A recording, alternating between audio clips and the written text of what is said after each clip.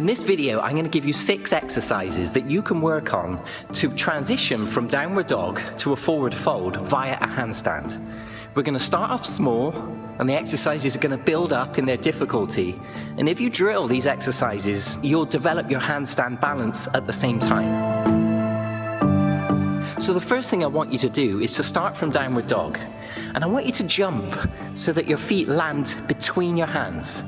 Now this is going to require shoulder strength. I don't want you to worry about whether this is difficult or easy. What you're going to find is that shoulder strength is going to build and you're going to start to float. So at first it's going to be clumsy, and over time you will develop the strength and the control and the balance to float and land your feet between your hands. The next exercise is to do a similar thing but land with your feet outside of your hands. We're just conditioning our body and our hips to do a whole range of different movements. The next exercise is to jump, but to straighten your legs so that they end up in a split straddle position. You're going to transition through this straddle handstand and land softly with your feet hip width apart in a forward fold.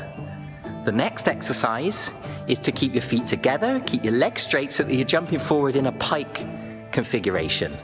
Landing as softly as possible, just do your best.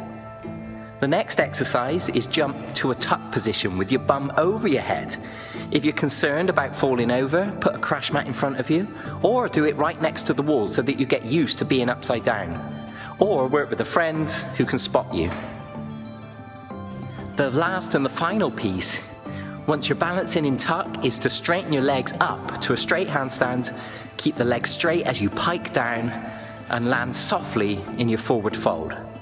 This is going to take time. It's not going to happen quickly, but if you drill these exercises, 5 reps on each one of those, sooner or later you're going to get the hang of it, and you're going to be developing that handstand balance at the same time.